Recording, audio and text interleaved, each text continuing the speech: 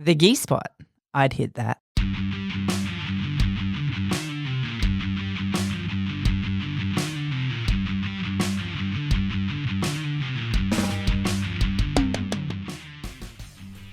Welcome to the Gi Spot podcast. My name's Rachel Bradshaw and I have a black belt in Jiu-Jitsu. Hey, I'm Kaz Page and I have a purple belt with one stripe.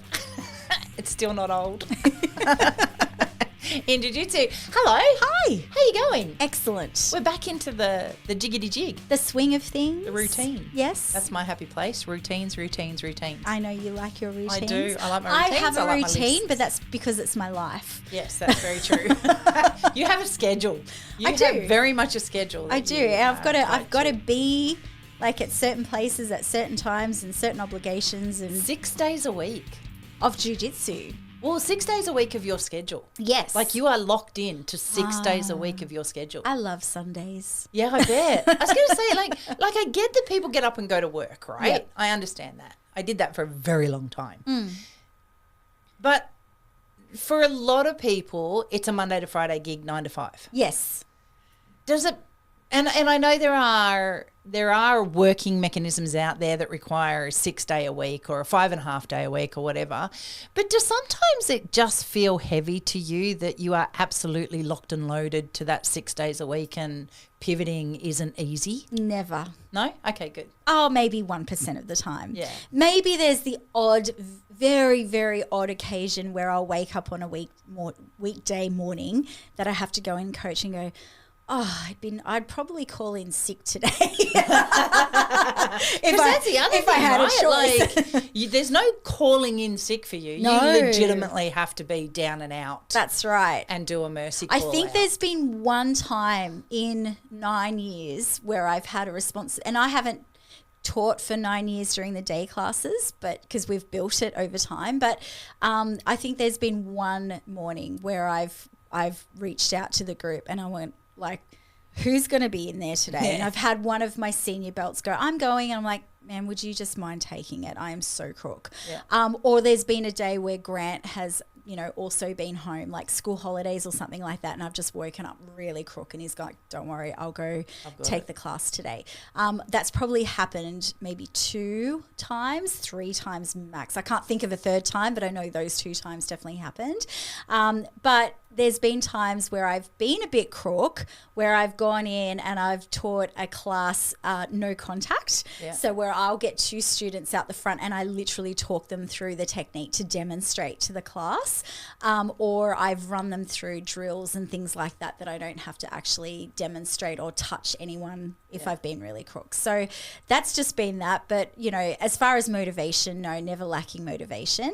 And,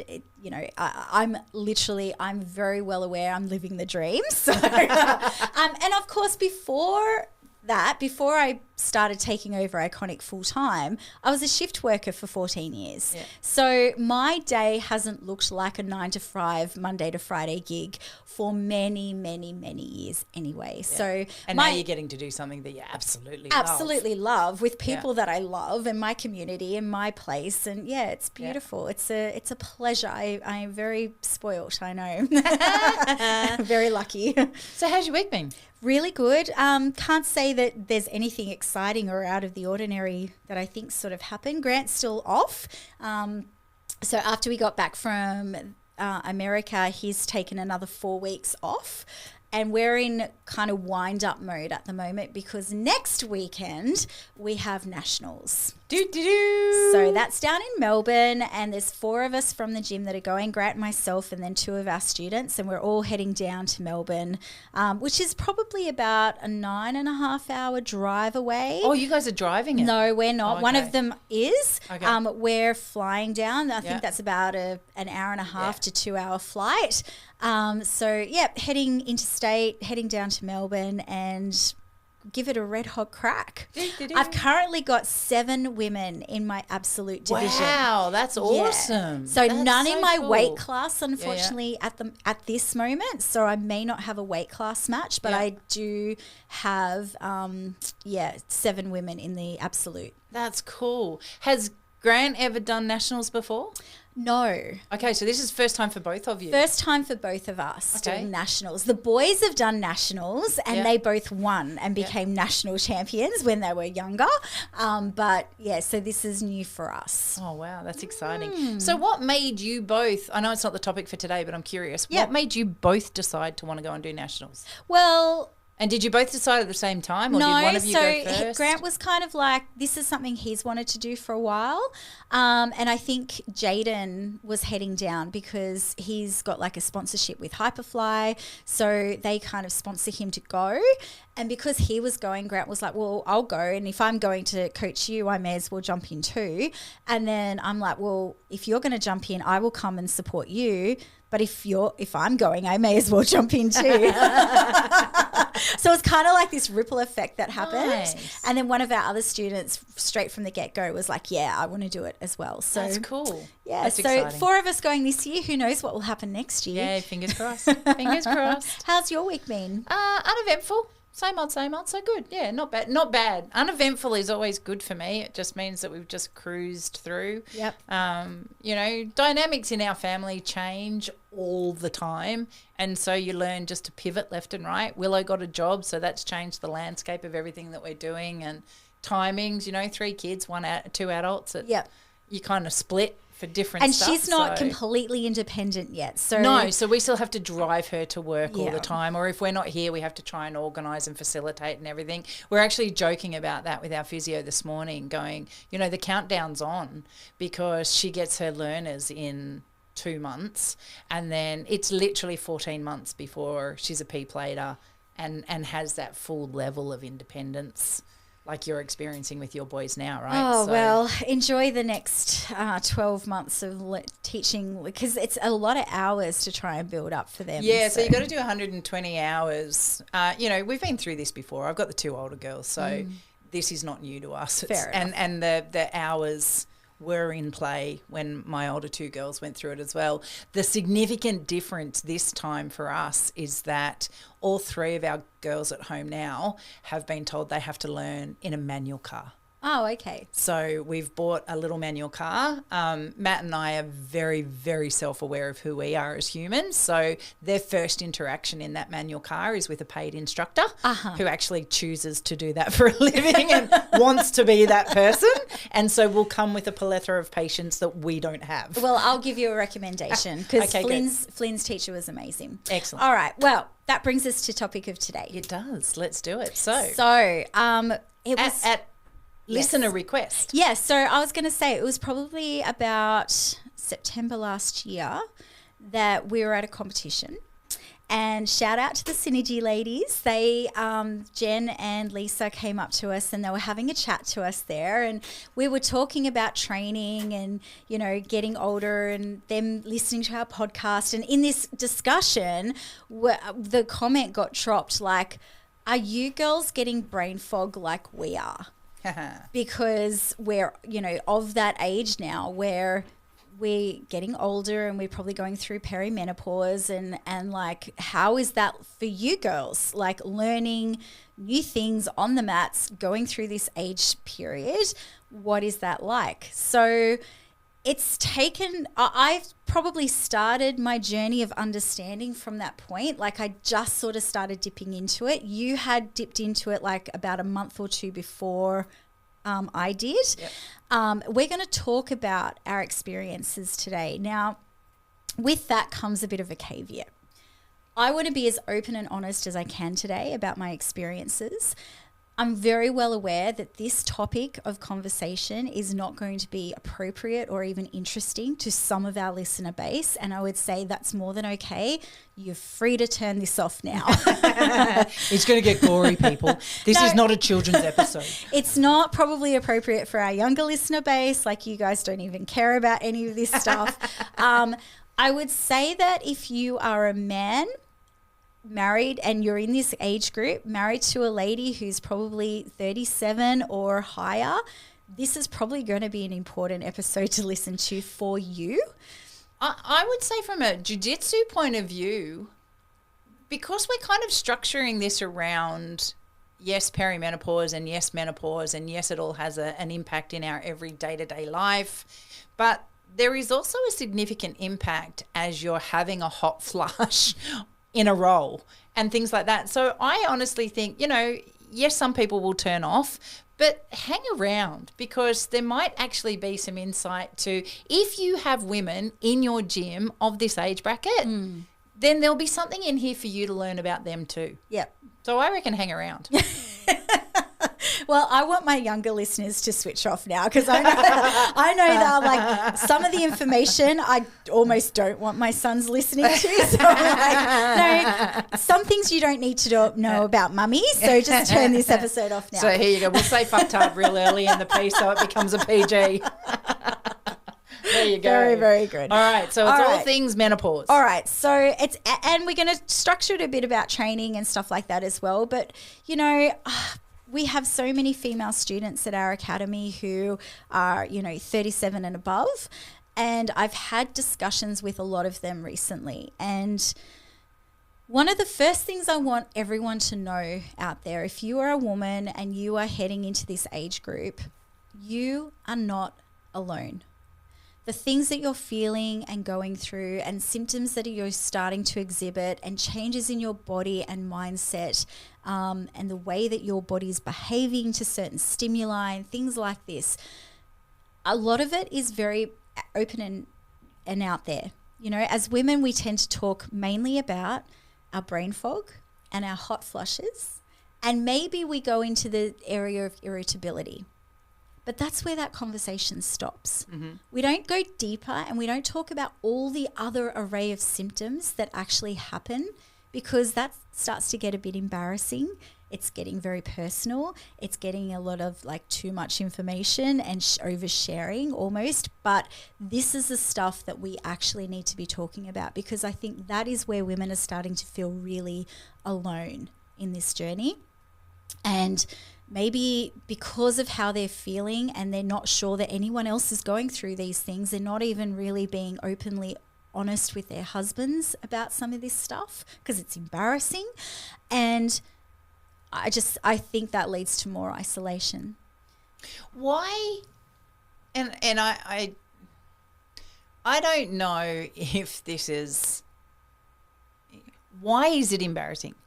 You've known me long enough now to know I'll talk about anything. I just don't get embarrassed about this kind of stuff. I'm sure there's avenues where I get embarrassed about things. If I'm getting picked on and I don't understand it or something, I'll blush because I'm confused and I don't understand the joke. Why is everyone laughing and laughing at me and I missed it? They're not laughing at you, Kaz. They're laughing with you. Yeah, only I forget to laugh. So technically it feels like it's at me.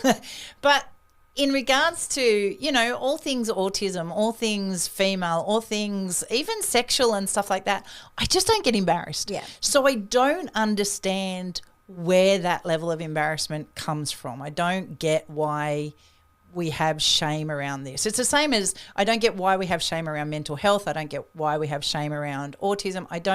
I've never understood that level. It's shame so much as privacy. I think it's probably that. I think people probably think some of these things are private and they're personal. And if no one else is talking about it, maybe it's just me. Maybe I'm just going through this. And so therefore, why am I going to share that? Because no one's going to understand. And you start to go down this rabbit hole of I'm all alone and I'm feeling all these weird things and this is happening to me and this sucks. And, maybe I speak to my doctor who's not... and we're going to talk about GPs this, have got such a big gap so in you this go space. to your doctor and you go, this is happening. And they're like, oh, that's, or they're not an expert in menopause and stuff like that. So they brush it under the carpet or just ignore it, or, oh, you'll be okay. Or, this is about right for your age group. You're okay. Yeah. And so it's just oh, well, all right, we'll just continue to keep it to myself, and not realizing that their, dozen female friends of the similar age group around them are all experiencing varying levels of the same sort of thing. So my journey started probably, what are we even in now? August. Holy moly, where's this year going? Oh, I know. So my journey probably started around August, September last year. And I wasn't feeling myself. And you and I had a discussion about how I was feeling on the inside about certain things. And I went to the doctor, and I suspected that my hormones were low. And I went to the doctor, and I also had that little turn, remember, on the mats, where I kind of had a really I got really dizzy, and I couldn't really speak properly, and I couldn't remember, and I was like, you rushed me off to the hospital. A couple of our paramedics thought I was having a stroke, and it turned out I was all fine. They couldn't find any reason. All my bloods that they took at the hospital came back fine. Yeah. So there was nothing in my levels that were weird or whatever. Anyway, I suspected that maybe my hormones were lower. And I'm 47, so I was 46. You know, I'm of that age category. I've gone to the doctor, told them about my experience, that I had a funny turn. And also I wanted to get my bloods checked. But also at this stage, you had not shown or displayed any of the common terms of perimeni or full menopause. You weren't getting hot flushes. No. You weren't, so there wasn't, you know, everything that you hear publicly. Yeah. Oh, these things happen, it must be perimenopause. They weren't happening at that stage. I hadn't identified that's what they were. I was actually having symptoms, but I hadn't identified that that's what they were. Mm-hmm. I just thought, this is life. Okay. This is what happens to old ducks. This is what happens as you get older. Like, you wake up, for example, 5 times through the night to go to the toilet. That was what I was experiencing. Yeah. I was getting up to pee like 5 times through the night. What I didn't realize is I was waking up hot because I was having a night sweat, throwing the blankets off, and then going, oh, I need to go to the toilet. Because I'm awake. I must need to go to the toilet. So I'd get up and go to the toilet, come back to bed, and by then everything had sort of settled, and I'd put the blankets back on. And then I'd wake up, throw the blankets off and go, oh, I'm awake again. I must need to go to the toilet. So I was like redirecting what was happening to me as, man, I'm getting old. I need to pee like 5 times through the night. Like, this is ridiculous, right? So that was a symptom, but I didn't know it was a symptom. So I went to the doctor, and I've gone, I need to get my bloods checked. And it was a female doctor. She was a younger female doctor. And she's like, yep, no worries. And she's like, what are we wanting to look for? And I said, I think my hormones are low. I want to check where I'm at, you know, this sort of thing. Yep, writes me the thing. I go get my bloods done. It all, you know, within a day. Yep. 2 weeks go by, 3 weeks go by. My husband says to me, have you had your results back? And I'm like, actually, no, I almost forgot all about it. I'll ring and see what's going on. So I've rung the doctor's surgery, and the receptionist has said to me, oh, let me have a look. You know, it's weird that you haven't had a call back.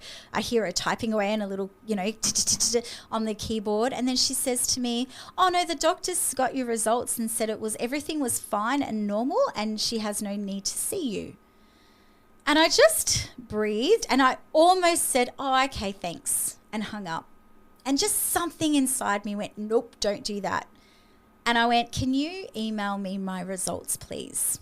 And it's very, very interesting that part of me thought that, because I have a husband who's very interested in like biology of the human, you know, what makes us up. And I knew he'd be interested to see my results. We also have a doctor at Iconic who's always very interested in results and stuff that you get, right? So I thought, no, I want to see these results for myself. Please email them to me. She emails me the results. I have a look. Everything's normal. My you know, all my minerals, all my, you know, irons, all my vitamin Bs and all my vitamins and all this stuff across the board, perfect in alignment of where it should be. And then you get to the hormone section. And every part of my hormones, my estrogen, my progesterone, my testosterone, and there was other things that they looked at there, everything was in the bottom percentile. Mm-hmm. So across the board, my hormones were as low as they could be. And at the end of that little section, there was a note saying further treatment and follow-up required for this patient in this area. It was literally written there with an asterisk. And yet my GP had seen these results and went, nah, that's normal for where she's at. Reckon she'd seen the results. I reckon that's negligence right there. It's terrible. Yeah. Because I could have taken her word for it. I could be a whole further year down the track to where I was. and I was not in a great place at all.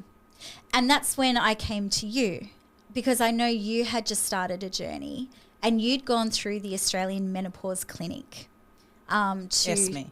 Esme. Yeah. It got a name change while I was there. It did. So ESMEE. Yeah. And you went through there and you said, look, they've been absolutely amazing. Everything's done by telephone conference. It's all done via email. They send your stuff to your door. You don't even need to go to a pharmacy. And I was like, oh, sign me up. This sounds amazing. So now that I've caught you up to that part, talk to me through what made you make those steps. So, hey guys, sorry for the interruption here. We just wanted to shout out to all our Central Coast and New South Wales listeners. One of our great mates has started a new business, Central Coast Supplements. Damien's a great guy who also happens to be a veteran. And as you guys know, My Broken Productions and Iconic are huge supporters of our veterans and first responders. So we'd love to see you guys get behind this awesome new business. If you're looking for protein supplements, healthy snacks for the kids, or just all-round better health options for the family, check out Damien's website, centralcoastsupplements.com.au. And guys, make sure you remember to use the discount code GISPOT. That's GI space SPOT. GISPOT at the checkout. Now, where were we, Rach? And this is probably a really important caveat here, because when you talked about wanting to do this episode, my immediate response to you was, you're going to have to drive this, because I'm oblivious to anything in this realm. Yep. And again, coming back to one of the factors about me, if there is no interest, I find it very hard to stay engaged. And so through my history of anything medical, even my neck surgeries, all the rest of it, Matt is my ride or die in that regard. He comes to every medical appointment with me. He comes to my physio appointments. He comes to everything, because the medical team that we've got in place with us, they all understand and gratefully respect the fact that I have zero interest. Yes. So we have spent a really strong, hard time building our team, because they're people I trust now implicitly, that I can just go, do whatever the fuck you need to do. I don't care. Just fix me. Yeah. Make it right. But when in the period in which I engaged Esme, or whatever they're called, I was sitting here in the studio and I was doing some work.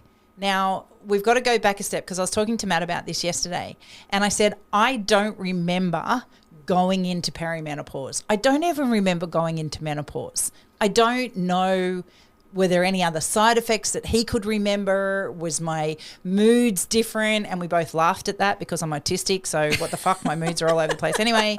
How do you tell? Now, if we go back to that period... don't breathe too loud in front of me. That'll trigger me. Don't twitch your legs. Don't chew chewing gum. There's a myriad of things that I'm learning to accept and deal with. Maybe there's some parts of that weren't autism at all. I know, right? And so we kind of sit there, and if we look back at that period, so I guess June, July is when I initiated, right? But I was also gearing up for the surgeries. My neck had given out. I was in a myriad of, shit was raining down on us left, right and centre. Matt's hand had been busted. Yeah. The pressure of him going into black belt with his broken hand. There was just so much going on. So my cortisone levels, my stress levels, my frontal lobal, all of those things were already off Richter scale. And I remember sitting over at the desk over there, and I was doing some work, and I had a hot flush. Now, I'd been having hot flushes for months and months and months. I just didn't care. There's another hot flush, whatever, deal with it. Yeah. And so, and I wasn't getting woken up 5 times a night. I was maybe waking up once or twice. Oh, it's a hot flush. Kick the doona off. Oh, put the doona back on again. Okay, whatever. Have another gummy, go back to sleep, right? So, we've been medically cannabised for a while now, and you just sleep through this shit. It's like, oh, hello. Oh, no, I really do need to go to the toilet. Righto. So none of this was bothering me. Right. I was still very sexually active. So there was no indications there or anything like that. I'm still, still chasing after my husband, and he's still like, I'm not just a piece of meat. So we What a place to be. Yeah, poor Matthew. No one feels sorry for him. No one. Hey, bro, when you're the only man in the household, you'd kill just for a nice nap sometimes, eh? Just for a night off, you reckon? And so, all of these things were happening, and I remember I was sitting over there and I had a hot flush, and I just went, oh, fuck, that's a bit annoying right now. I wonder how I get rid of hot flushes. And I Googled, how do I get rid of hot flushes? And that company came up. Yep. And so I went, oh, all right, we'll have a play. And so I did their big questionnaire thing, and they came back immediately, rang me. They were just so really lovely, and I liked the fact that they were really lovely and they were making it okay. They said, listen, would you go and do some blood for us? I said, yep, no problems. And that's when we found out that I had, all the rats, when we joke about it, going, I have more testosterone than most 27-year-old elitist athletes. And so that's really interesting. So as a 52-year-old lady, you have very high testosterone. Yeah, I got to shave. No, I'm kidding. But you were low across all everything else. Yeah. Okay. And so they then turned around and said, right, well, we think you just need to do these patches and this, whatever that, what's the tablet for, Matt? Progesterone. Yeah, that one. Yep. And do that, and then we'll reassess. And I'm like, cool, okay, no problems. So I started taking them, and the hot flushes went away, and we're good. In the last week and a half, maybe 10 days, I've noticed the hot flushes returning. Right. Not as intense as what they were. Like, people talk about the hot flushes, and prior to having them, I never understood. But it literally is like somebody puts a coil in your core, and then it just builds and builds and builds and builds and radiates, and you just get the sweats. And you see, like, I don't go red, I don't flush, nothing. So I've noticed that they have just started coming again, but I transitioned everything over to my GP because I have a really good rapport with my GP. Yep. And so now we're back on the track of, all right, now I've got to go back and get reassessed to see if the levels haven't quite balanced out to the way they need to, or why is this now coming back. So for me, it was more out of a whimsical, oh, that's bloody annoying, let's just fix that. Well, you going down that path helped me. Yeah. So thank you, win-win. sister, in this area, because I don't know that I would have had someone close to me not being, number one, open and honest about them going through it, and then realizing it actually can be a really easy process. Yeah. If I had to go back to my GP, I probably wouldn't have done it at that point. But because there's these companies that exist, like MZ, the Australian Menopause Clinic, it just makes it so much easier. Yeah. So I would say to anyone out there, like, if you number one, get your bloods done. Yes. And ask for the results. People should be doing this, I reckon, from like their 20s. Because one of the first things that the doctor said to me on our phone call was, this has probably been in decline since you had your second child. Wow. Yeah. And Connor's 19, So Connor's 19, Flynn's 17. So since I had 17. Since I had Flynn for the last 17 years, I was like 29 when I had him. Yeah. I would have slowly been declining my normal levels from that point onwards. Yeah. So along the way, there's actually things that could have been better for me in my life had I thought to go and do this beforehand. And there's no, like, the GPs, and I've noticed just recently there's more advertising around menopause and perimenopause. Yeah. But historically, it's not like you can go to menopause school and learn about this, or you could historically go to the menopause doctor. Yeah. We were solely relying on our GP to have the answers. Yeah, or even the inclination or interest. Yeah. 100%. And that's probably what it comes more down to. And this is why, very hypocritical of me, but I will say, if you walk into a GP's office and you are not happy or you do not understand, then it is your responsibility to stay there and push for better answers, more clarity, or take the initiative and go and find someone else. I say hypocritically because I take Matt to every medical appointment that I go to, but it's because... Well, you bring backup though. Yeah. So your medical professionals are probably like, shit, we better get this right because she's got that guy sitting behind her shoulder. And he knows a lot and he does a whole lot of research. But they're also, like, we've built them up and we've been with them for so long that they're personal friends of ours too now. So Yes. they know me well enough to understand why he comes. Of course. In that regard. Otherwise, I just look like a freak that can't handle the information. It's not true. I'm just not interested.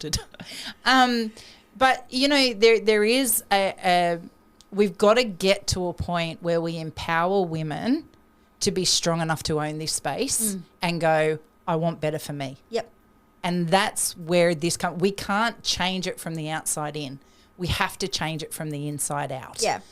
We have to do what we've done historically all across, you know, like the Voting. last eras is we have to like stand up Yep. and be heard Yep. on these issues and say, Beat our chest. we need better. Yeah. And we need doctors and GPs that will do better by us. And also, I think we're starting to head there, but I think there's been so much hesitation in the past about providing the help Yep. that humans need for this type of issue. Yep. It's been widely accepted. You get older, you become more frail, you start to lose your, you know, your mental clarity, and then you die. Yep. Like the end. that is life. Yep. But in fact, we do not have to become victims of the passage of time.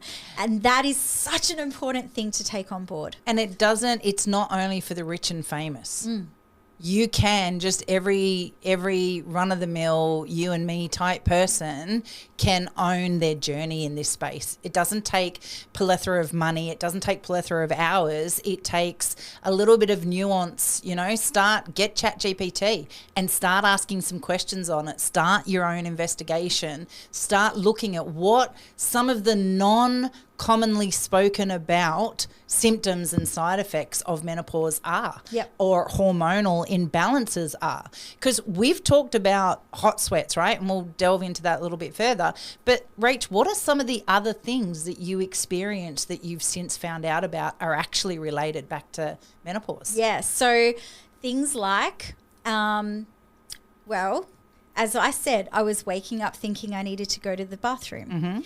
And what I discovered after getting on, so I'm now on hormone replacement therapy. I'm on estrogen, progesterone, and testosterone. I'm also starting to take collagen. So that's only a very new thing. So we won't even bring that in. But when I started my journey, the doctor was hesitant to start me on all the three all at once. I started on estrogen cream, which I rubbed into my inner thigh every night. You started straight on the patches. Yeah, I went straight to patches. And I was like, why didn't I get the patches? The reason I didn't get the patches straight away is because my levels were so low. She needed to build me up to higher levels. And she couldn't just put me on what I needed to be on. I had to actually build up the resilience of having it. Yeah. Otherwise, you get kind of side effects and stuff. Yeah, and your levels were tanked. My levels weren't ever that low. Yeah. So I started on a cream, which I rub into my inner thigh every night. And I'd switch sides. So you can't rub into the same place night after night because then you have issues Can't there. put the patch on the same arse cheek every 4 days. That's either. it. Gotta swap it. And I started also with progesterone because the progesterone tablet helps you to absorb the estrogen in the way that you need to absorb it. So they kind of go hand in hand. Yeah. And they also started me on an internal estrogen cream that I would inject. And I do that every single night for 2 weeks and then twice a week thereafter. So symptoms that I was experiencing with the not waking up at night, I'd wake up, as I said, in a hot flush, not realizing it was a hot flush. The minute I started taking the estrogen, I would go to sleep and I'd wake up in the morning. Yes. And I'd be like, oh my God. Oh my goodness. Yep. I just slept an entire night. Yeah. Through the night. And I didn't need to go to the toilet. I do now, but that's just a normal amount of going to the toilet. It's not like I was waking up and almost wetting myself because I'd had to hold on all those hours. I was just going up and going to the toilet like I normally did. Yeah. Crazy. And sleep deprivation. Sleep is everything. Yeah, absolutely. And we talk about this in the mental health space and with the veterans especially, how they, you know, like they'll have nightmares and wake up through the night, and how doing jiu-jitsu helps them sleep. Now, my life is very active. I can't imagine going through what I was going through and being a sedentary person, because I think that that would have been worse. We know that exercise is actually very helpful to your menopausal journey, right? So the fact that I was, you know, wearing myself out at night, doing a night session of jiu-jitsu, coming home, having dinner, going to bed was probably still better for me than if I hadn't done any of that. If you're just sitting on the couch. Yeah, exactly right. So like you, I wasn't really exhibiting or feeling hot flushes as such. I would be exercising so much that I was just hot and sweaty all the time, right? So I was feeling them. Like, I knew they were there. They were happening. They just didn't really bother me for a good portion of the time. Just fan myself off a little bit. There, it's gone now. Whereas they do my mother's head in. Yeah. Like, they really twist my mother inside and out over them. But again, it comes back to that sleep deprivation. And, you know, for it or against it, for everybody out there listening, I don't really care. I've been cannabis medicated, and I would take my gummies. They put me to sleep. I'm not waking up for a while unless I needed to go to the toilet. So I might have had 10 hot sweats during the night, but I'm not waking up because of them. Yep. I'm just waking up sweaty the next morning. Right. Like, so whereas I was waking up. Right. Yeah. So that was the biggest thing. That and being like irritable was another thing. So when I had my conversation with the doctor, I'm not a crier. We talk about this. Like you will say when you get angry and frustrated, you cry. And it annoys the shit out of me. When I get angry and frustrated, I get angry. And then I realize I'm angry and frustrated, and then I laugh at myself and get over it. Like, that's my little thing, right? I'm not a crier. I will get teary if I watch something sad or a, you know, sad movie, but I'm not a sobber or a crier. When the doctor rang me with my results, and after she'd had a look, she's like, okay, you will probably be experiencing hot flushes. You'll be waking a lot at night. You will have very low sex drive. You will be irritable and cranky. These are the common things that you're probably feeling. Are you feeling these things? Yep. And you went tick, tick, tick, tick, yes. No, I went tick, tick, tick, tick. I burst into tears. And I sobbed and I sobbed. And she's like, are you okay? And I went, you've just told me everything that I've been feeling. And I thought I was so alone in this. And I thought that I was the only one experiencing it. And I thought that something was wrong with me. Really? Yep. Why? Because I hadn't had anyone talk to me about it. No one professional or? No one professional, private, friend, anything. I hadn't had a mentor or another female. I hadn't had that support network. Yeah. You know, I'm not a person that has a lot of very close friends. I have you, and I have Rach, and I have Grant. Yeah. That's my network, you know, and, you know, you don't discuss this stuff every time. You talk about family and this and that, but you don't always talk about, especially if you feel alone in something, you don't tend to always bring it up. See, that makes me sad. Yeah. Because I'm like, you've got women around you. I do, but I've also, and you're one of them. Yeah. But if I need to talk, I just grab one of you and talk. Yeah. It doesn't ever occur to me that something should be kept private. And maybe that's me. Maybe, you know, I remember one of my earliest, very best friends, she was very private. Yeah. And so I remember you telling me. Yeah, so our best, she was my best friend, and yet we would have this relationship that was superficial, really. Not because that's what I wanted, but because she was so private and so internalized and wouldn't share, that I just never did either. And so that was my experience coming through, and that was through my teenage years. So I think those formative relationships really do set the bar. Yeah. And then I remember when Grant and I got married, and the the minister was talking to us about our relationship, and I think this is very wise advice also, but he was very big on, you know how you have your premarital counselling sort of session. He was very big on, don't air your dirty laundry. Yeah. No one else needs to know about your relationship except the two of you. Yeah. Keep it private.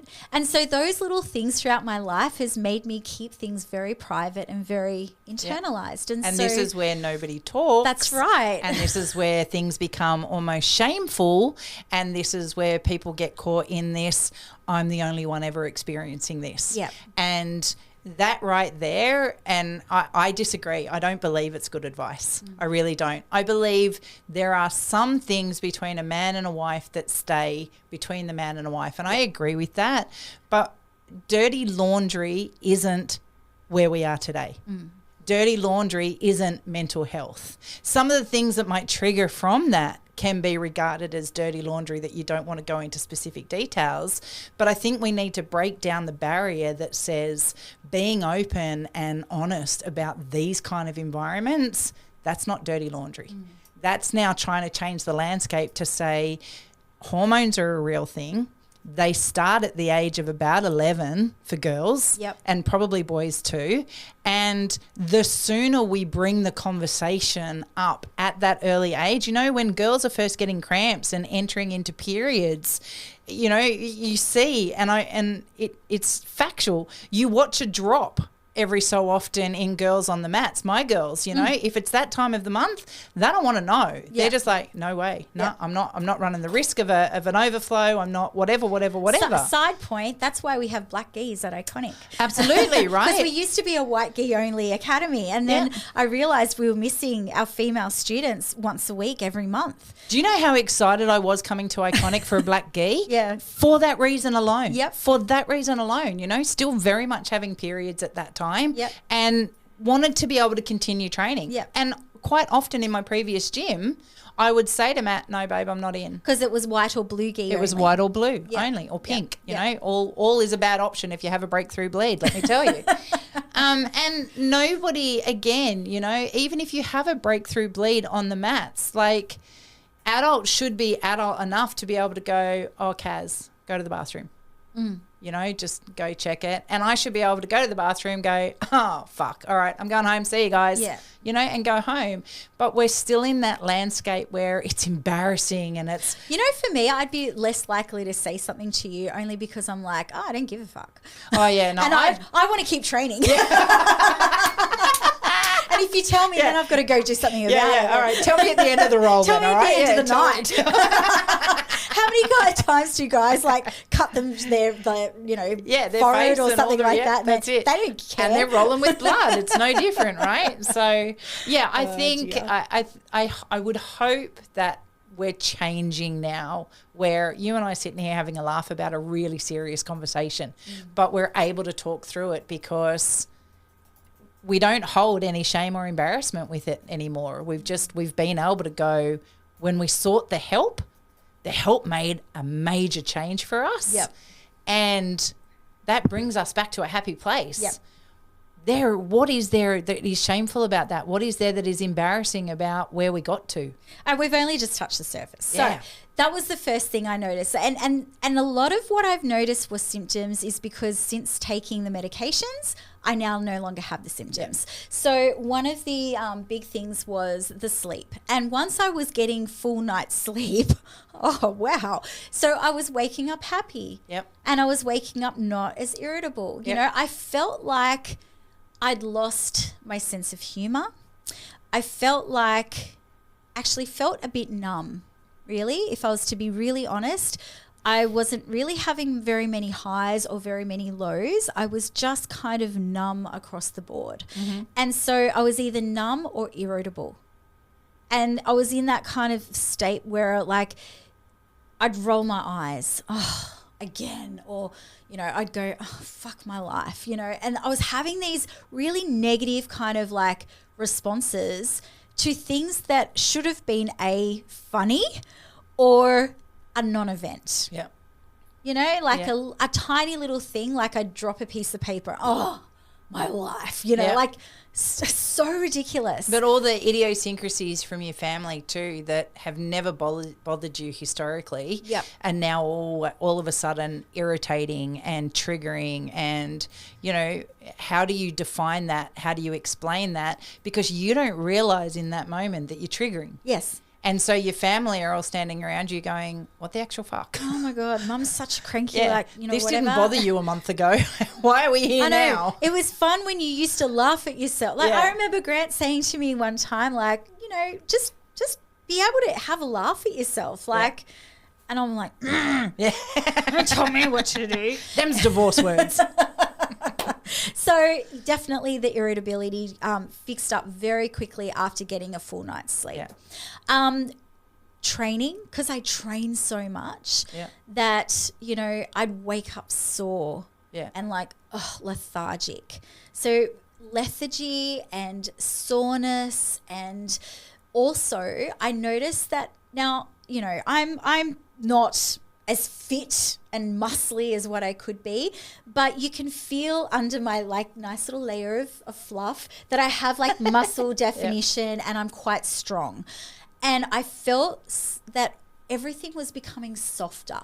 Yeah. Like my legs are always quite muscly, and I was like touching the muscles there going, oh, what's going on? Like they're Spongy. they're spongy. Like Yeah. I felt more spongy. I felt more bloated. I felt more.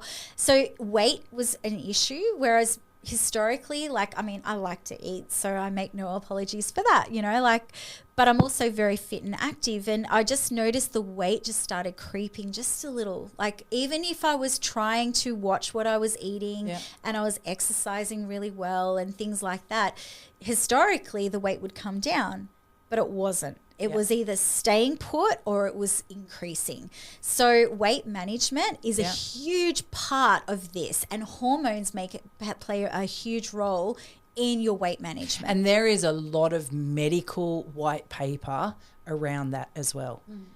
You do your research on it. You can read the white papers that they're releasing out now. Hormones play such a massive part, especially in the older generation, not so much in your 20s and 30s, but once you hit over that sort of 40 mark, hormones play a massive part to the weight ratio in your body and where it goes to, how it stays there, and what is required to get it off as well. And it makes a completely different change. So estrogen in the body is very, very important for muscle density and bone density. So when those things start to soften and fade or get distributed or lose from your body, then the fat and the visceral fat especially as well, that's the fat around your organs internally, start to increase because your metabolism lowers. So like it's like this snowball effect that happens across your body. Everything starts to get softer, you start to get fatter, your muscle density and your bone density decrease. So that was all happening to me as well. The other side too around that, so the visceral fat around the organs, a lot of people don't heed a lot of attention to that. And Well, you can't see it sometimes, that's right. so you're and not so worried therefore about it's it. not real. But the thing that people need to understand is that then plays a part against your cardio. It also plays a part against your breathing. It plays a part against your red cell circulation through your body and your white cell circulation and the white cell creation as well through the body. And so all of those things, if you're starting to increase visceral fat around your organs, then everything about your life will slowly start to deteriorate as well. Like, it has a huge impact. Huge. More so than we see anyone give it credit for too. Absolutely. So so lack of sleep, irritability. So these are the things we've ticked off so far. Weight gain. I started to notice like my skin, my on my face, like losing the elasticity, looking saggier, dull, things like that. Is that why you've started taking the collagen? That's literally in the last few days. So let's not, But my skin, since I've been on estrogen and testosterone and progesterone, is glowy, has improved in the elasticity. My wrinkles, my fine lines and stuff seem to have sort of tightened a little. Like I'm just looking better, I think, than what I was a year ago. Okay. So just little things like that. sexual health. I was having a lot of issues in this area. Okay. So anytime that I experienced intimacy, 2 days later, I'd get a urinary tract infection. Every single time. Now, Wow. I can't tell you how much of a demotivator that is Oh, alone. I could imagine. Because I was just like almost terrified to venture Yeah. because I was afraid of the after effect. Yeah. And I'm like, I don't want to go down that track. Yeah. What was happening was that everything was drying up. Yep. And I was losing that elasticity. And so anytime that I would engage in any kind of intimacy, it was affecting the tissue Yeah. because of the dryness and the lack of collagen in Yeah. that area, right? So then that would trigger a urinary tract infection. So they were all, I didn't realize that this is all connected, right? And so that was one of the first things that's why they gave me the internal cream, Okay. was just to boost that really, really quickly. And almost overnight, that fixed up. Wow. Yeah. So it's like I went from having very poor, what we call flora, right, to, okay, everything's working and feeling much better. Watering the flower. We're watering the flower. And you know, like, I know historically lubrication in that area for females has really come around interest of being involved, being in it. Yeah. And it's not.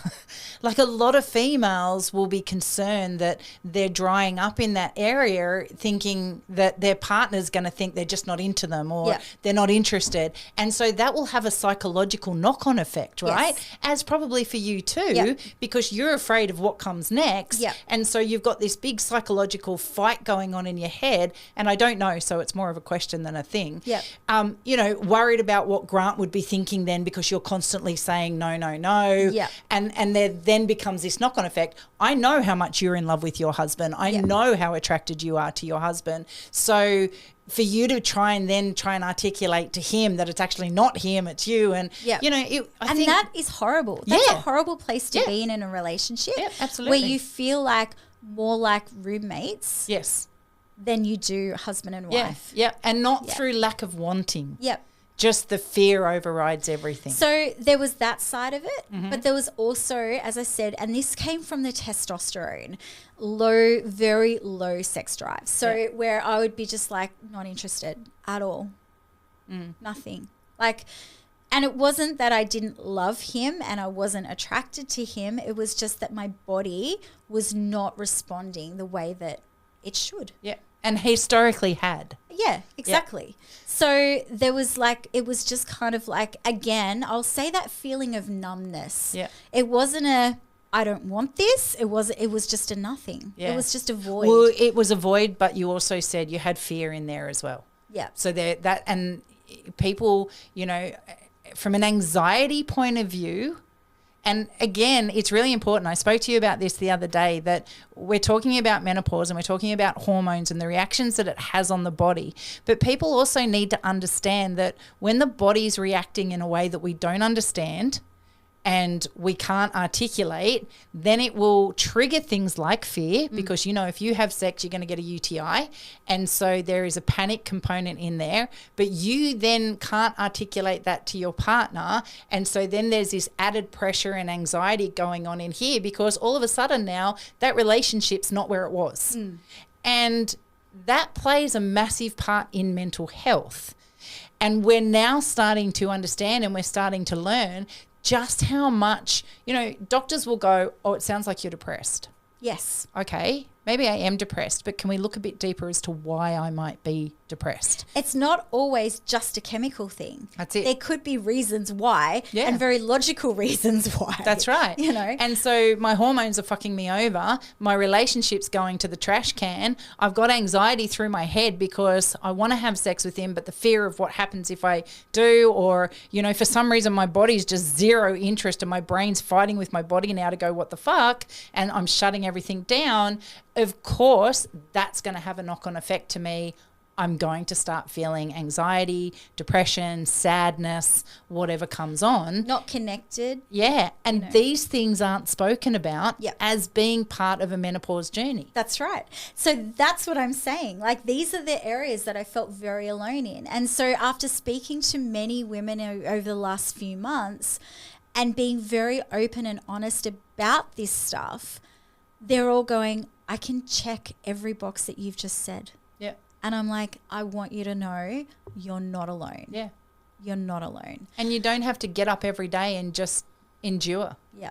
There's options. And of course, if you're not speaking to your husband because you're not understanding either, then what are they feeling? They're feeling rejected. Yep.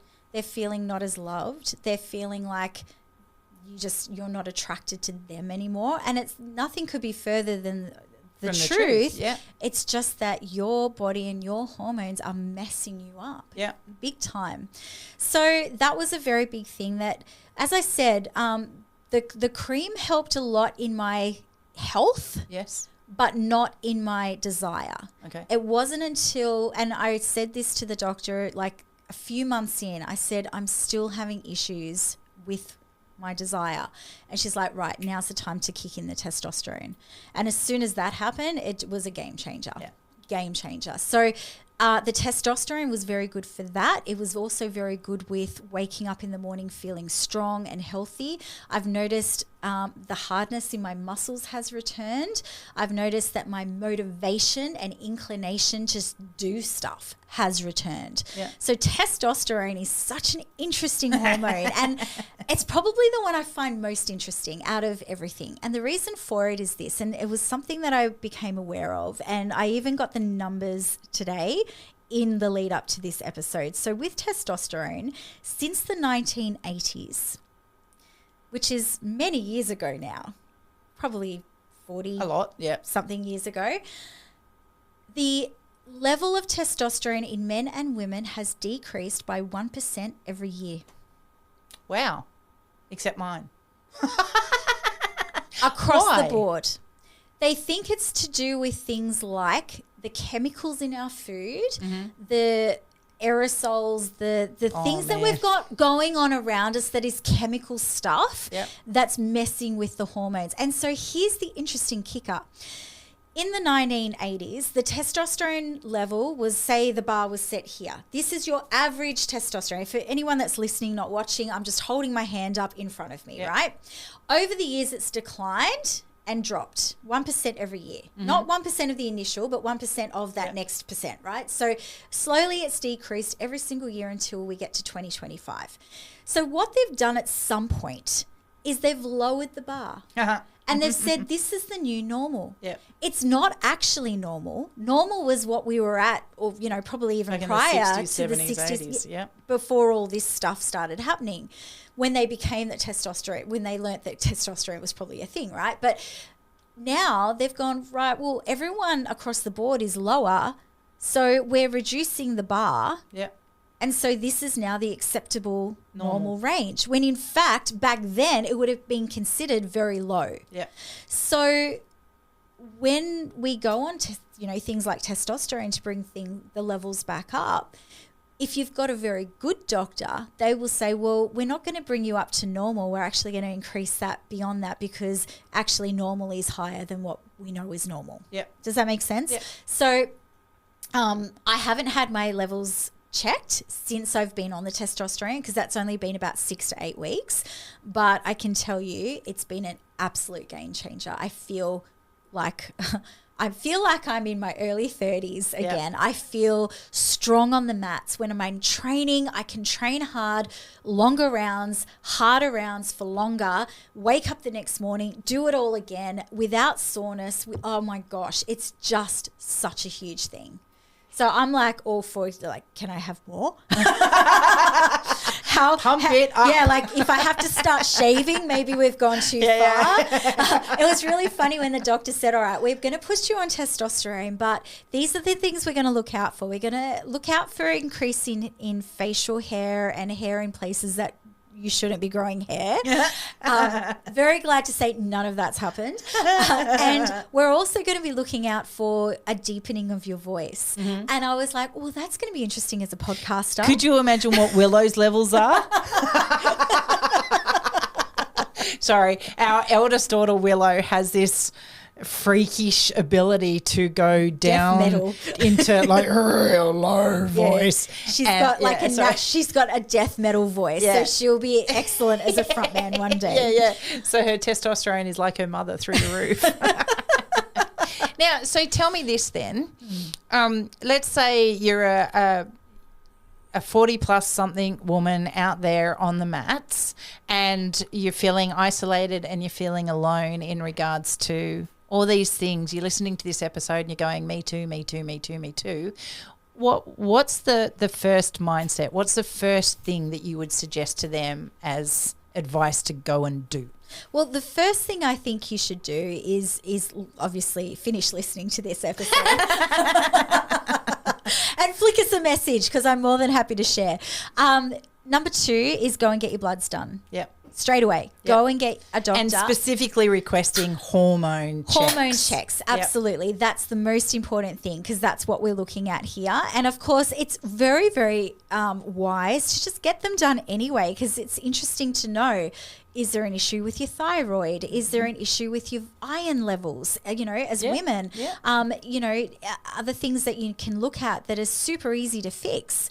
If you know that there's a problem. Burying your head in the sand, that was something that our parents did. That's right, yeah. Right? And maybe that's a knock-on Baby effect boomers. to the Generation X that we are. Yeah. Honestly, about not talking and sharing because they didn't. Yeah. Children were to be seen and not heard, and therefore there was this disconnect between parent information to child information. It certainly was in my experience anyway. So, maybe that's why I keep everything to myself. Who knows? But anyway, so that would be the next step. And then finding someone who's actually into that area of medicine. Yeah. I think that's the next most important thing. Yeah. Having a team or a doctor who's interested, number 1, and who knows about this stuff and is happy to freely give. Yeah. Because if you've got someone that's going to hold back on you, oh no, we're not going to do this, we're not going to do that, just little levels and then this will make this journey so much longer. Yeah, absolutely. And, look, that, like I said, that company that I started with, that this is their whole wheelhouse. It's everything that they do from the holistic perspective. So this company has got general practitioners, specialists in the field of female hormones. I got him. Sorry. It doesn't matter if you get a female on the phone or a male on the phone. They're equally invested in you and your hormones and the outcome. They also have naturopaths and nutritionists. Yep. The full gamut, because what you're putting in your mouth can make a difference. Yep. How much sleep you're getting, we all know will make a difference, as well as the medical and chemical side of what the hormones are doing to your body. So they come at it from a full holistic approach.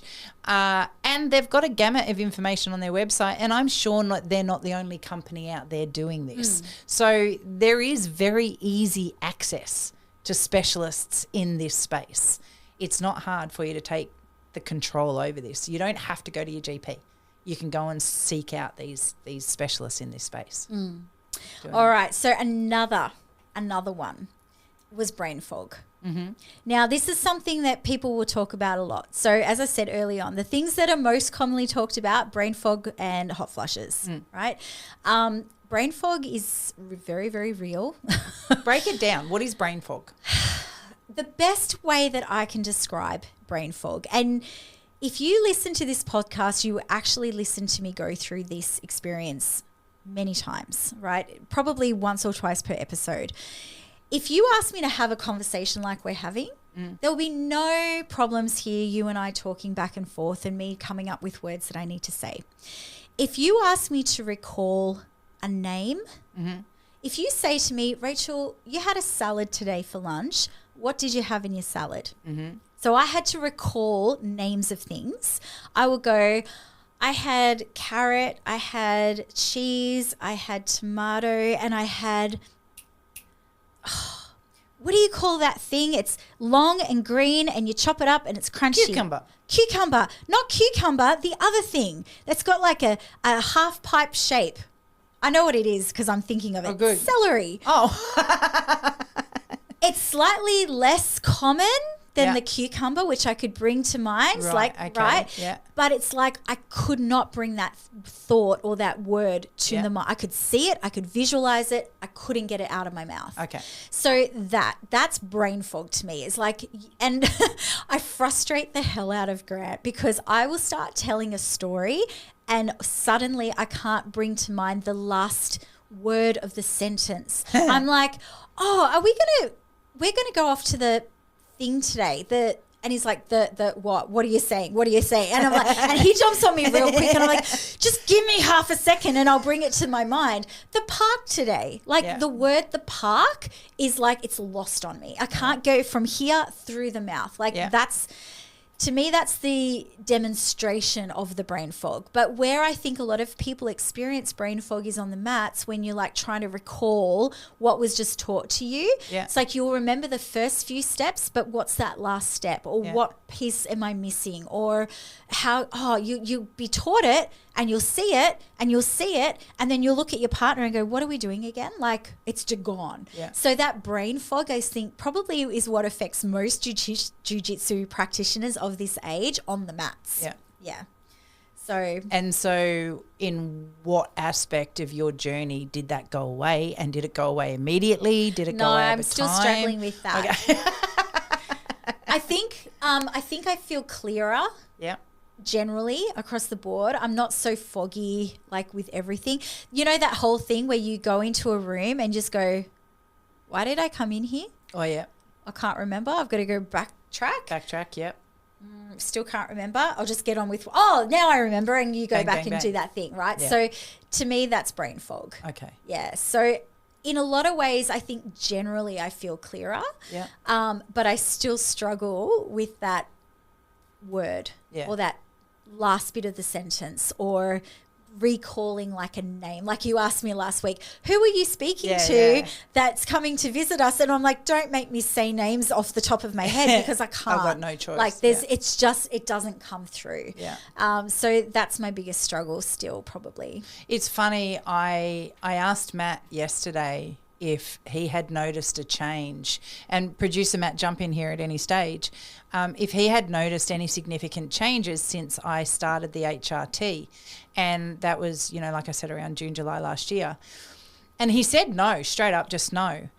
But he also then followed through and said, however, we have to have a look at where I was at the time. And, we worked it out, I think it was in the end of 2020 or early 2021 that my fit started. And I had to go through a whole round of medical composition on that only to learn that it was neurological. And so in the space of my neurological wiring and profiling and the chemical composition and everything in my body, I had already got to my peak. Like I was overflowing. There was something going wrong in that neurological sense. So all of the things that you're talking about in the brain fog and things like that, I was already there. What we don't know and what we haven't been and what we will probably never get the answers to is, was it trauma-based from things that I had gone through and collectively built up over years? Was it physical trauma that I was in and we know that my neck had been deteriorating for a while, and was I just pushing through too hard? Was it the neurodiverse stuff that was really starting to get to the point of burning out? Was it menopause, or was it just a combination of everything and it all came to a head at the one time? And when I sit down now and I talk to a couple of specialists that we've got in the team, they're like, Kaz, none of this is going to resolve just because you're now having a patch and a pill. This is going to take time. Your body, your mind, everything about you, your emotional regulation and everything now has to go through a journey of healing and then rebuilding strength. So even if you only have one aspect of that, which is perimenopause, it's important to understand that your body went through a whole lot of breakdown. And now you're taking stuff to stop the breakdown. Yes. It's stopping the breakdown. Yes. And your body now needs to rewire and rewrite to rebuild, You know, it's like you're waking up the dragon again, and the dragon now has to start building strength. We're building back up that baseline. Yeah. And that's the whole point. I think, you know, it's important to remember that we're building up the baseline. I want to go back and bring up my levels to be at a certain point, and then keep it there as long as I can, because deterioration and decline is going to happen naturally anyway as I get older. But I don't have to fall victim to the passage of time. And that phrase, when I learnt that phrase, I was like, it was like light bulbs went off.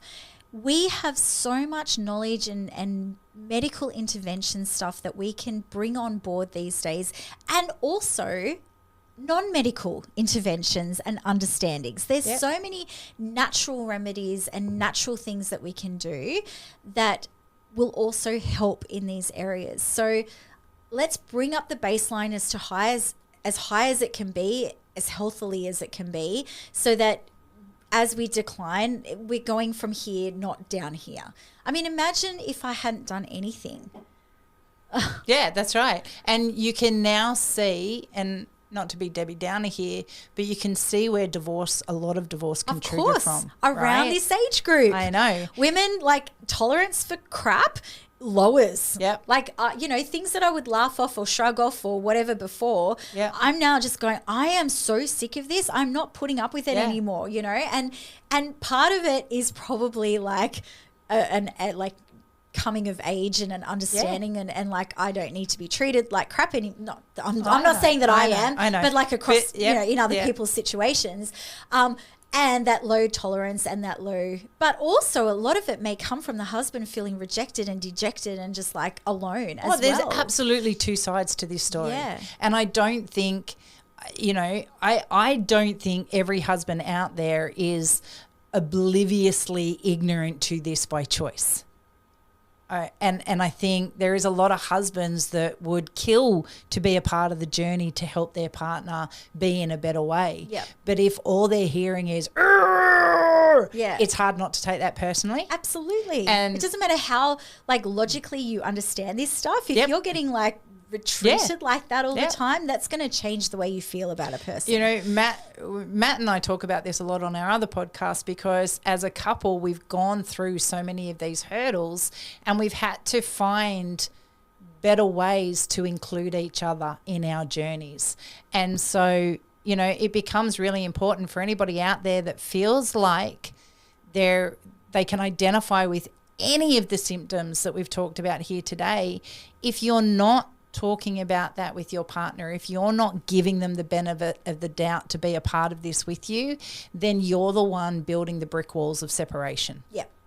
And so you need to now start breaking those brick walls down, owning the fact that you might be a grumpy ass and you're not meaning to be, but you are a grumpy ass. And so therefore that's on you to own that and work out why.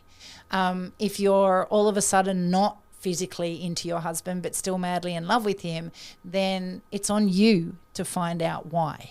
You know, so a lot of this has to come from, again, not just sitting complicitly expecting it all to just go away, or as our four sisters have done, had to bury their head in the sand and just deal with it. Yep. Because you get angry, and that has a knock-on effect to everybody else in your inner circle too. So, you know, again, coming back to owning that part of the journey is super important. Here's an interesting one that I hadn't even thought was a symptom until it went away. Okay. And also then I started to look into it, and then I realized it's a little known symptom. So this may be you, it may not be you listening out there, but here's one. Suddenly every night I would be having hip pain. Okay. Hip pain. So I'd get into bed and be like, it felt like they needed to crack. Right. And so I'd lay there on my back and I'd lift my leg up and I'd fling it to the side. If I got a crack, it'd be like, oh, that feels so much better. Or I'd be like walking around and like I'd get this tightness in my hip joint and I'd have to like do like ballerina flares, you know, and trying to open up my hip space. What I've since learned that estrogen actually has an effect on our ligaments and joints. And so especially in the hip area, And I'm not sure. Maybe this leads to why women tend to, as they get older, have a fall and break a hip, right? So it could lead to that. But it's just interesting to know that things become not as tight. Things start to loosen up. So the ligaments start to lose their elasticity. And therefore then you get all these pains in your joints and stuff, but particularly women feel it mostly in their hips. As soon as I got on the estrogen, that dissipated. Wow. And so and I'm talking like every single night and every single day I'd have to crack my hips. Yeah. To not at all. It's not even a thought in my mind. That's nice. It's incredible. So that was like a really like obscure kind of, and when I told the doctor that, she was like, that's really interesting, and wrote it down and made a note of it. And I said, you know, I have read a lot of this online now that says that is actually a symptom of low hormones. Here's the one that I'm probably proudest of. And I'm going to show you in a second, and you're going to like, oh, wow. So for many years now, I felt my hair thinning out. To the point where probably last year, and the light caught my hair at a certain angle in the bathroom, and I could see through the front of my hair to my scalp. And I'm fair, like I'm blonde, right? So you get me in a certain light and you're like, oh, wow, there's like a lot of hair missing there. And I know I'd hop in the shower and I'd lose a lot of hair and stuff like that. But you lose hair and you expect to lose like 100 hairs a day or whatever that wives' tale is. But literally to the point where I was thinning out in the top of my scalp, and I was very conscious of it and very embarrassed of it. And I went to Chantel recently and I was saying, she just touched my hair. She's like, oh, your hair's feeling thicker. And I was like, is it really? Because I said to the doctor about my hair thinning, and she said, well, we're going to up your estrogen. And that was the only symptom, was that my hair's thinning out. She's like, right, we'll give you some more estrogen. So since that's happened now, and you'll be able to see, I've got all these baby hairs that are about like an inch and a half long that are all growing up through my part. But like if you do it anywhere in my scalp, you'll see all these little baby hairs little bits, that are all coming through now in my hair, and my hair's like thickened up a lot. And I've never had I'm not you. I've never had like notice how I'm not hair. commenting on anything to do with hair. No, hair's never been a problem. My ponytail like is quite sort of like little, but even that's starting to thicken up. It is a bit thicker than yeah. So yeah, like we're still only like an inch and a half to 2 inches in, because it doesn't thicken your hair, but you get more hair, and that's what makes it thicker. So down at the ends here, I'm still a little thin, but in top, I'm starting to get this fullness in this body and this thickness. Yeah, hair's never been a problem for me. So, I you know, being a lady and being a woman and how having hair is such a part of our femininity, that's a huge thing. Yep. Yeah. Yeah, I would think so. Yeah, for sure. I you know, hair's not really a thing. I've always had very thick hair, very long hair, unless I cut it off. But I think that listening to what you've gone through, knowing what I've gone through, and they're both vastly different. I think females need to understand that no two journeys are going to be the same in here, because our DNA profiles are not the same. Our chemical composition and build up in our bodies are not the same. How we react, what we eat, the chemicals that we're consuming are all different across the board. And so, you know, you can't, it's one thing to say talk amongst your friends and be open and know that you're not alone. I think support is massive. Yep. But I don't want people to think that, you know, you should just sit around a group of 5 women and all compare notes and see what the outcomes are, because what's working for you isn't going to be what works for me. You know, if they gave me extra testosterone, I'd be shaving my chest every week, right? So, you know, it is important. At the end of the day, you do have to go and get your levels tested. Yes. That is without shadow of a doubt. The other thing that I would say too is that we're not conditioned as teenagers to understand this. We're not conditioned through schooling, through early careers, through relationships to be across this. We know at some stage when you hit old, something's going to happen. You know, when you're in your teens, 50's fucking old, right? So you don't give it a second thought. I think it's really important. We already talk to our girls about this kind of stuff. I don't want them to worry about it. I want to almost desensitize their fear to it, because I want it to be okay for them to come to me and go, something doesn't feel right, Mum, and here's why, you know? And so I think, yes, I want people to start talking more, 100%. And I want partners to be more involved. I think that's hugely important. So that requires the females to let their barriers down a little bit, to trust in their partner, to trust in their best friends that they can talk about this space. However, equally as important is going and finding out for sure. Yep. Don't be afraid of the results. Yeah. Because there's options. Absolutely. Yeah. Oh, and that's the easiest part. Yeah. Having the options was the easiest part of this whole journey. Yep. Yeah. And having someone go before you and go, Rach, check out this company. They're freaking awesome. Yep. They're really lovely. They're nice. Thank you. Tick, done. Bang. Yeah, right. So, you know, that's our gift to every female out there. Yeah. Because I got curious. This shit doesn't bother me. So I made a phone call. I then hung out with you and went, hey, try these fellas then, because I reckon they might be able to help you. That all of a sudden took all the stigma away from it for you. Yep. And now you're on that, and look at you. Yeah. Like, you're so happy. Yep. You're lighter for the Yes. journey. Yep. You know, so Have you noticed a difference in me at all? I've noticed you're happier. I mean, you're very vocal with me. Yep. So yes, in the regards that you've been able to tell me all the stuff that it's changing and all the rest of it. And I'm not in bed with you and Grant, so I'm just, you know. No. No. So, you Not know. into that. Very vanilla. Me either, it's okay. But yeah, so in conversations with you, absolutely. I've noticed that you're happier within yourself. Yeah. And that's huge. Yep. You know, you could tell that there was a fear brewing, but never quite understood why. Yep. You would give snippets away, but not full-blown detail until just before the end. Yeah. And that's when you really opened up to me and went, There's Kaz, something I'm wrong. crumbling, like Yeah. something's not right here. Yeah. And that's when I'm like, dude, try these people. Yeah. Solution. And so allowing myself to be a little bit vulnerable, Yes. I think sort of opened the doorway. And I Yeah. think, you know, for me, it's hard because I have a very strong, very in control husband. Yep. And I have learnt, and you know, it is part of my nature too, to be also a very strong, very in control woman. Yep. Beside him. You know, I don't walk behind him unless we're actually physically walking, but he's got longer legs than I do.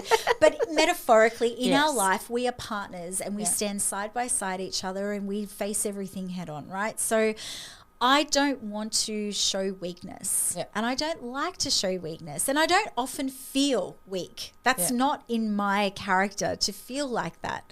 You know, I've been working a very long time now at building myself and my self-esteem, my confidence, my resilience, and all of these things that I think that jiu-jitsu has had such a huge impact in giving me into the person that I am today, you know, Yeah. and who I am and who I represent myself to be. So being open and vulnerable and honest about the things that are private, Yep. you know, to other people outside of myself even, you know, and even sharing some of this with Grant and having him understand and bringing him along for this journey. It took bravery for me to be able to do that. Yep. It's not natural for me to just be an oversharer. And I know there's people that will happily tell you their life story and every little inclination that's going on for them. Good for them, but that's not who I am. And I know women in my circle who are the same, Yep. who are private, who are, you know, they downplay stuff, they keep a brave face, they try and be strong for themselves and their family, but underneath it all are feeling like there's something wrong with them. Yep. And that's what today was about, is saying like, and I know we're a jiu-jitsu podcast, and the thing is though, like, I want to keep women on the mats through this part of their life because I think that jiu-jitsu helps with your resilience and your you know, exercise and keeping you active and fit and healthy and strong, you know. But if all this other stuff starts getting in your head and it's just easier to be apathetic about it all, then you're going to lose interest and you're going to step off the mats, and that's not going to actually be helpful for you in the long run. And, you know, it's just this, as I said, it's a knock-on effect. I want to go back one step. You said something and you combined weakness and vulnerability in the sentence. And I just want to be really clear here from my perspective. I am a very strong, independent female, and I have been through a lot, and I have earned my place where I am today. And my self-worth I've earned. I don't believe in any circumstances I am of weak nature, but I will say that learning to be vulnerable and learning to accept vulnerability and standing behind Matt in moments where I need to because I am feeling so vulnerable, I've had to learn and accept that that is actually not weak. I was going to say it's actually really brave. Yes. And it takes a lot of courage. It does, absolutely. To be vulnerable. Yeah. It really and so does. that's not displaying weakness. Yeah. And so I just, you know, for any female out there that feels like being vulnerable is a form of weakness, it is not. And it's really important that you change your landscape there. Yeah. Because, you know, like you guys, Matt and I walk side by side through life until we don't. And that's okay. It's okay to have someone rally up and be in front of you for a moment in time. That does not display you as weak. Yeah. So, yeah, I just wanted to make sure everybody understood, Oh, totally. especially And from my perspective. Yeah, and I apologise if it came off as against that, because for me, being vulnerable is that like, okay, I'm going to share something with you now. And it is a moment of bravery that I have to actually open myself up to be vulnerable. Yeah. So, and because we have been taught historically that being vulnerable is weak. And so you will feel like, oh, no, I can't be that weak, therefore I can't do that. But it's not. You know, it's definitely not being weak. So, yeah, there you go. So anyway, I'm trying to think of anything else that I had written down. I've got like my little notes here. well, have a look through that. I do want to bring it back to the mats while you're looking through that just quickly, because, you know, you're going to see females, and I think this is really important out to men that are training, younger females that are training, that if you're training with the older women demographic, because they might come in for the first, you know, the 3 months, they might just, everything's great and normal and all the rest of it. But then one day they're on the mats and they're not reacting the same way you have known them to be. They might be shorter, or they might be gassing out quicker or something. Just be mindful that there might be more going on behind the scenes.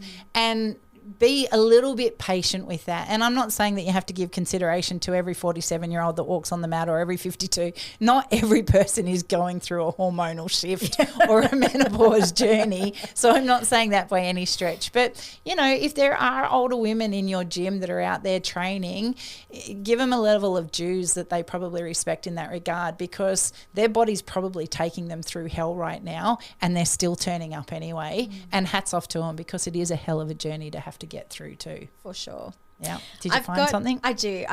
And I want to go through this quick list and go tick, tick, tick. And you can say tick or not tick or whatever for you as well. So here's the 20 most common symptoms associated with low hormone levels, ordered from most common to least common. So this is the top 20. Most common to least common. Fatigue, tick. Mood changes, tick. Increased anxiety, depression, or irritability, right? Reduced libido, tick. Sleep disturbances, tick. Weight gain, tick. Muscle weakness, tick. Hot flushes, tick. So I was... I'm surprised hot flushes weren't the top one. Well, apparently they're number 7 on this list. Wow. Night sweats, tick. Yeah. Difficulty concentrating, tick. Hair changes, thinning hair or hair loss, tick. Like... I'm up to 10, and I've had 10 out of 10 so far. Dry skin, tick. So that was like, it was really funny, because I went through a stage where I was really obviously aging suddenly. And I I remember just looking in the mirror, just going, oh man, like everything's just, and I've never been that person that's like lathered myself in creams or done facials or anything at night. So I've gone from like doing nothing to looking like I felt like I aged 10 years overnight. And I remember I went into like a laser skin clinic and I was talking to them about it, and they gave me these creams to try, and I paid like a couple of $100 for these creams, right? So and I'm like, these things better work. Anyway, I started this regimen of doing, cream on my face. Yeah. And within like 2 weeks, I'd gone back 10 years. And I was like, I wasn't getting old. I was just really dehydrated. But that's drink more water. Yeah, but that's or put nourishment into my skin. But that just happened overnight as well, right? So that feeling of like looking in the mirror and just going, oh, I'm really old. Maybe just put some cream on. Do I look really old? No, you don't. See, I've never ever done cream stuff. But here's the thing too, and I reckon that 50 is not what 50 was like 50 years ago. I look at some people and I don't get how they're 55. To me, they look like 70. Well, he's the opposite. Chris Howard's 60. He looks like he's 50. Yeah. Like he looks 10 years younger than he is. Anyway, all right, I'll move on. So dry skin, got that. Reduced bone density. So if you're starting to have things like, or worries about fractures, and this is the age where women really need to up their estrogen, because a broken hip in a woman can decrease their life expectancy by 50%. And historically, we've been told just drink more milk, eat more cheese, go and get your calcium increases and all the rest of it. And yes, the bones are based on the calcium levels, etc., but it's the estrogen that's causing the brittleness within the bones. Absolutely. So if you fix that, then you don't lose the density. You don't have to go and, pile yourself up. And remember, on a what we calcium. do today and the decisions we make today are affecting us in 10 and 20 years' time. So that's what I'm talking about, by bringing my base up now, so that in 10 years' time, maybe I'm not even as bad as what I was. Yeah. That's the idea. Changes in menstrual cycle. Sorry, I've missed one. Vaginal dryness is number 13. Changes in menstrual cycle, increased body fat, joint pain, which is I was having in my hips so much. So again, tick. Menstrual cycle wasn't a thing because I had a IUD, so I kind of went from not having anything to not having anything. Increased body fat, tick. Joint pain, tick. Decreased motivation, tick. Memory problems, tick. Definitely, that was a huge tick. Digestive issues, probably not that I noticed. Changes in appetite, like bloating and digestive issues. I didn't really have that. Yeah. So. And then high cholesterol levels. So I didn't even have that. So 18 out of 20 I experienced. That's huge. It's madness, right? And that's stuff that I didn't even know was associated with this. And people will just go, oh, it's just the way of the land, or I'm working too hard, or there's too much going on in my life, or I'm not sleeping because I'm stressed about something. All of these things can be true, but all of these things could be a myth as well. And it could just be your hormones. Yeah. And full circle, we're back around to how important is it to just go and get your levels tested? Absolutely. 100%. How do you make a hormone? Kick her in the crotch. No, I'm kidding. I was laughing before you said the answer because I knew the answer. I wasn't sure if you were going to give it up or not. I reckon that should be the title of today's episode. How do you make a hormone? Kick her in the twat. Also, good answers is don't pick up after yourself and don't pay her. Hey, did you just call me a whore?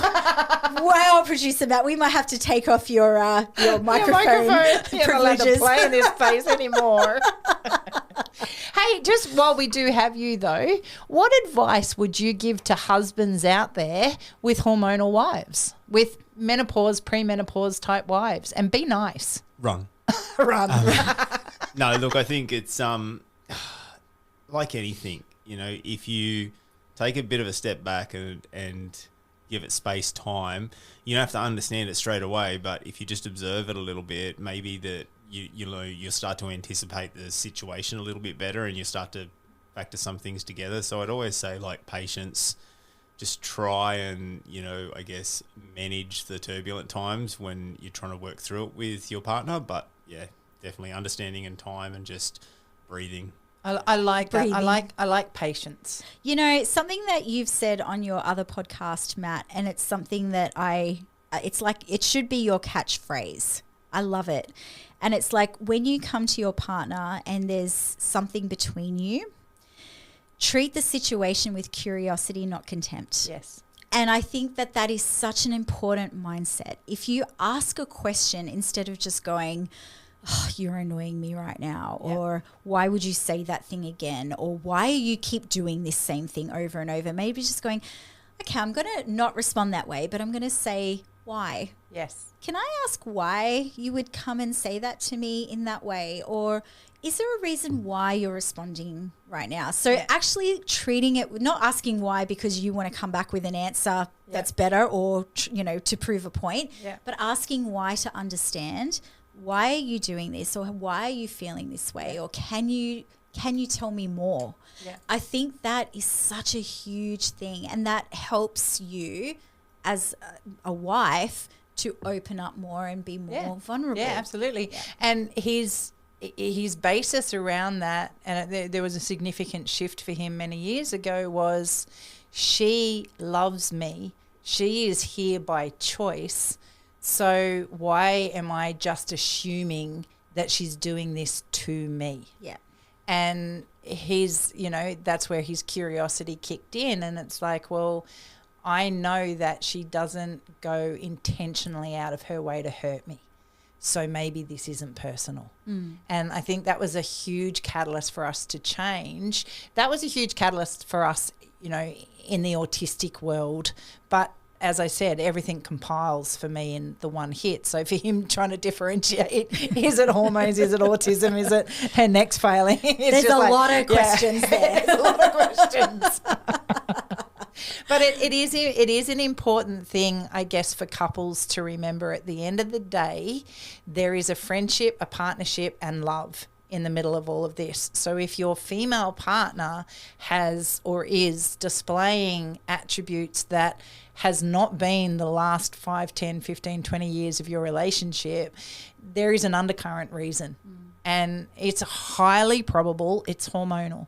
So be patient, be helpful, be supportive in this journey, because she might not yet be ready to accept that as well. And, that is a big thing, because all of a sudden we come to realize that the generation before us are dying, or they've died off. And there's that realization that goes, oh, fuck, I'm 52 and there's nobody in front of me now. I am that person. You're the trailblazer. That's it. And so now I'm the gatekeeper. I have to be the one that makes the change. I have to be the one that makes this normal.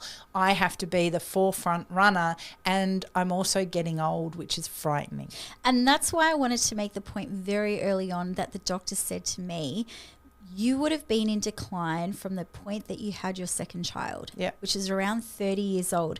So by the time that you start having period changes, right, which is usually when most people go, oh, I'm entering perimenopause, right?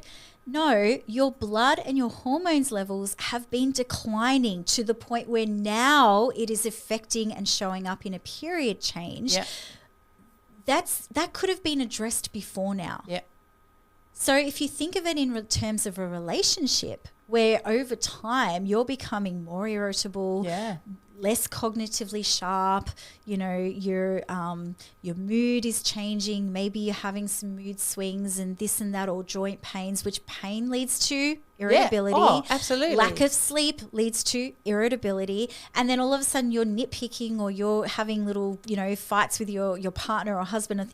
You can actually see a decline in a relationship as well. For sure. At the same time. So don't be afraid. Like, even if you're a bit younger, even if you're not having those symptoms yet, still go and get your bloods done. And guys, undiagnosed pain is so far worse. If you have a sprained ankle, a broken leg, your brain can identify the reasons why the communication is coming up so painful. Right? So your brain can kind of go, all right, I get it. Yeah. I understand it. I'm not going to be happy about it, but I can at least understand it. When you have an unexplained pain that is just relentless, everything about that goes into a spasm because you don't know why you're in pain. And so everything about you becomes very reactive in that regard. You might not even realize it, and you're snapping, and you can't say it's because I've got all these pains triggering in my body and I don't get them. You know, so there's that miscommunication that will then ensue between partners as well. It's funny how Instagram and Facebook work with the algorithm, but because we do a veterans program, I get a lot of veteran stuff popping up in my feed. And why I was laughing then when you said about pain levels is because I got this skit and this reel the other day where the veteran is visiting his doctor, and the doctor's like, so what is your level of pain? And he goes, oh, I'm just experiencing the normal level of pain. And the doctor looks up and he goes, 0 is the normal level of pain. And I'm like, you know, we it's so true, right? Because we'll live through stuff and we'll be like, our bodies will start to feel sore and painful, or you might get a pain here and there. And you just become accustomed to that pain, and you learn to accept it as, well, this is my new normal. Well, you think you're learning to accept it. Yes. And that's the biggest change. Yes. You think that you're just getting on with it. Yeah. Everybody else around you sees you deteriorating on some level at some percentage, whether it's because of you're getting crankier, it's because you're getting more irritable, it's because you're not being as loving or as intimate. You know, everybody else around you is feeling the effects, while as humans, we obliviously just go, oh, well, that's just a part of life now and I just have to adjust. Yeah. We don't adjust. Yeah. And that's the really important part. Again, it comes back to how important is your health to you. Yeah. You know, if we've all got car insurance and we've all got house insurance, and we've probably all got medical insurance because the Medicare levy is too fucking high not to, we need to take that into consideration and start being more earnest about our own personal health and how far we're prepared to push to get the right answers. If you didn't ask that nurse or that receptionist to send you the results, where do you think you'd be today? In such a worse place. Yep. Unless I'd just gone, you know what, I'm just going to go down this path anyway. If I hadn't had you to trailblaze for me, if I hadn't thought to delve deeper, man, I think I'd be in misery guts, honestly. Pretty frightening, hey? Yep. So my heart breaks for anyone who's out there dealing with it, thinking they've got no alternatives. Yep, 100%. Because you do. And if we, again, bring it back to jiu-jitsu, tell me real quick, I'm mindful of time, but your jiu-jitsu and your enjoyment and your love for it and your focus on it 6 months ago versus where you are today. So, like, I think I'd just be playing. Yep. I think I'd be probably just not in the mindset that I am, which is gearing up to a national competition. Yeah. And I know that my training partners have noticed a change in me. Yep. Right? I know for a fact because they've all come back with feedback going, holy wow, like this is a new level of you. Yep. And I'm getting that feedback constantly across the board. So, you know, I know that my intensity levels and my ability to execute on the mats has increased now that I'm probably been like on the testosterone, to be honest. But that has been a knock-on effect from the estrogen and the progesterone. So it's all working together now. I think my machine is becoming as well-oiled and finely tuned as what it can be. I've always got improvements to make. I can probably get out running again and lifting weights in the gym like I should be. But that's all going to happen in time. But you know, right now my journey and my jiu-jitsu and my focus has just been so much better. Yeah. And that's what you asked me before, have I noticed a change in you? That's probably been the most significant thing that I can honestly say, because Matt's a black belt, so you and Matt will roll very different to how you and I roll, right? Yeah. You're pretty much still the teacher all the time in our roles, whereas with Matt, that's not necessarily the case.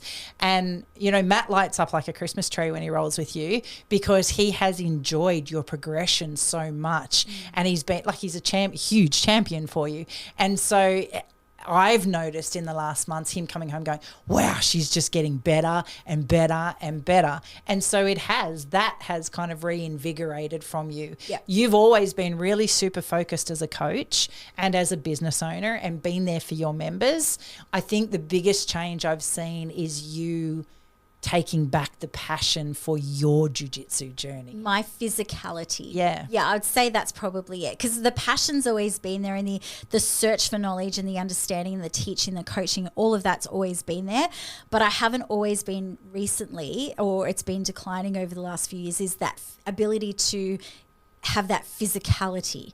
So now I feel like that's coming back in spades, and it's really fun. Yeah. It's really fun to be able to just dominate again. And it has triggered a light in you. It has lit you up, literally. Yeah, so of course, because winning is fun. Yeah. Actually, we were talking about that today too, because it's not the winning for me, it's not losing. And I know that will not make sense to a whole lot of people. My fear is losing, not I want to win. Right. So and we broke that down in an episode we did on the other podcast too, because it's actually not what people think. But anyway, that's for another day. Okay, so I feel, look, for me, I think we've exhausted the topic, and I am mindful of time too. So, is there anything else you want to add on any of that, or you? No, let's go to hope. I think I'll kick off. My hope is simply this: if you are a female, irrelevant of your age, and 21 and above, because you've got to be to own your own kind of journey in this space, or 18 in Australia, just go and get your levels tested. Be spatially aware of your entirety on this earth and own it. That's my hope. And that's for males and females. Look, I think males have probably as many problems when their testosterone gets low. They also have hormones in their body too. So male or female, irrelevant, own your space in your health journey on earth. That's my hope. My hope is for the women out there who are of this age group and who are listening today and going, oh, tick, yep, tick, yep.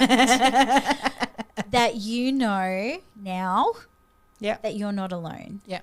And if you have no one else to talk to, flick me a message. Or flick us a message. Yep. I'm happy, Kaz is happy, even though she's like, but I don't know. Yeah, I'll listen. But I think some of the most significant conversations I've had in the last 3 to 4 months has been with other women who have just shared, because I'm pretty open about the fact that I've been on hormone replacement therapy. And so I've had inquiring minds ask me questions, and usually women around the same age go, oh, so how's that working out for you? You know? And as soon as they open that little bit of a door, I'm like, let me tell you my story. This is what I was going through. And don't forget, that comes about a lot too, because from the 70s and 80s, HRT got a huge bad reputation, and HRT was leading towards a lot of breast cancer, cervical cancer. There was a lot of triggers that was happening. I know my mum in the late 70s, early 80s went on and came off like a month later because of the bad shit that was coming out from it. A lot of that landscape has all changed now. Yep. So, if you're afraid of HRT because of historical demons, go and do your research. That's it, because I think it used to be a lot more synthetic than what it is now, and now it's a lot more aligned to our body chemistry. Correct. So they've made huge leaps and bounds in the actual medication itself. Yeah. But, I just don't want anyone else to feel out there like I felt. Yep. And I will be very open and honest about all the areas was affecting me. If you don't do something to help yourself, your longevity on the mats will deteriorate significantly as well, because you cannot stay in this gentle art without being strong in mind and body, right? So again, another thing, if you love jiu-jitsu, and you're in a part where you can't understand why you're in constant pain, you're irritable, you're not sleeping, you're not eating, You're not right? understanding what your coach is talking about. Yeah, that's right. You hear it, but you can't understand it. Go and get your levels tested, especially if you love the sport and you want to hang around. Yep. Look after you, boo. Yeah, absolutely. All right. Well, we'll call that a wrap, I think. Look, today's an see, can't get the word out. Anomaly. Thank you. You're welcome. Where, we sort of went off topic a little bit, but it all comes back to jiu-jitsu really in the end, because we love it and that's why we're here. So if you liked what you heard today, please like, share, subscribe, send us a message. We love to hear from you. I think that's about it. And don't kick a hormone. Sorry. No, that's not how the joke goes, but that's okay. Bye, everybody. Have a great week. Next week. Bye-bye. See ya.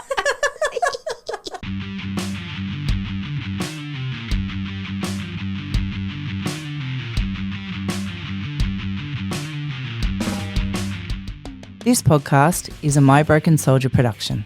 And brought to you by Iconic Jiu-Jitsu.